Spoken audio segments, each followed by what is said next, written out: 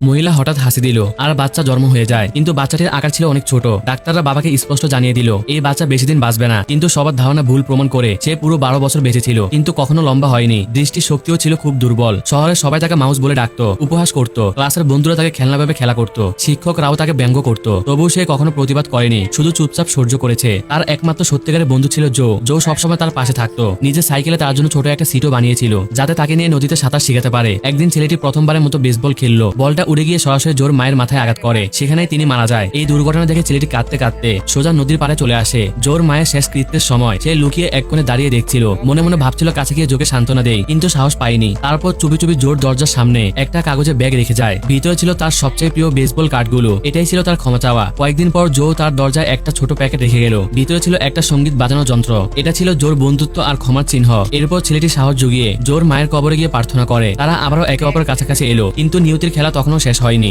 School bus পাহাড়ি পথে যাচ্ছিল। হঠাৎ সামনে একটা হরিণ চলে আসে। ড্রাইভার তাড়াহুড়া করে স্টিয়ারিং ঘুরিয়ে দেয় আর বাসটা পাহাড় থেকে নিচে পড়ে গেল। ভিতরে পানি ঢুকতে শুরু করে। বাচ্চাদের মধ্যে মাত্র 2 জন প্রাপ্ত বয়স্ক ছিল, আর পাদ্রী তখন অজ্ঞান হয়ে গিয়েছে। ভয়ে ড্রাইভার বাসের দরজা খুলে পালিয়ে যায়, সব বাচ্চাদের মৃত্যুর মুখে ফেলে রেখে। ভিতরে তীব্র চিৎকার হচ্ছিল। জো চেষ্টা করছিল সবাইকে শান্ত করতে, কিন্তু কেউ শুনছিল না। তখন খাটো ছেলেটি চিৎকার করে বলল, শান্ত থাকো সবাই। আর গম্ভীর কণ্ঠে সবাই থেমে গেল। সে পিছনে দরজা খুললো, পানিতে নেমে বাচ্চাদের এক লাইনে দাঁড় করালো, আর জোকে বলে তুমি আগে পাদ্রীকে বের করো, তারপর একে একে সবাইকে। কিন্তু গণনা করে দেখে একটা শিশু এখনো বের হয়নি। সে কিছু না ভেবে আবার ঢুকে গেল বাসের ভিতরে। এমন সময় বাসের চাক্কা ঢিল হয়ে পুরো বাসটা নদীর গভীরে যেতে থাকে। জো এটা দেখে তৎক্ষণাৎ ঝাঁপ দিল। ভিতরের পানি ছেলেটির বুক পর্যন্ত উঠে গেছে। সে বাচ্চাটিকে দেখলো, তার পা আসনে আটকে গিয়েছে। অনেকক্ষণ চেষ্টা করে তাকে ছাড়ায় আর পিছনের দরজার দিকে এগোলো, কিন্তু জোয়ারের ধাক্কায় দরজা শক্তভাবে বন্ধ হয়ে গেছে। এখন আর কোনো রাস্তা নেই। সে জানলার দিকে তাকালো আর ডুব দিয়ে বাচ্চাটিকে উপরে উঠায়। বাচ্চাটি জানলা টানতে লাগে, অনেক চেষ্টা করে জানলা খুলে ফেলে। তার চিৎকার শুনে জো বাচ্চাটিকে টেনে বাইরে আনে, কিন্তু সেই মুহূর্তে ডুবে যাওয়া বাস ছেলেটির শরীরে চাপা পড়লো। জো তার নাম ধরে ডাকতে থাকে, বারবার পানিতে ডুব দিল। শেষবারের মতো ভাগ্য তার পাশে দাঁড়ায়। সে ছেলেটিকে টেনে তুলে সব বাচ্চারা তীরে পৌঁছায়। সবাই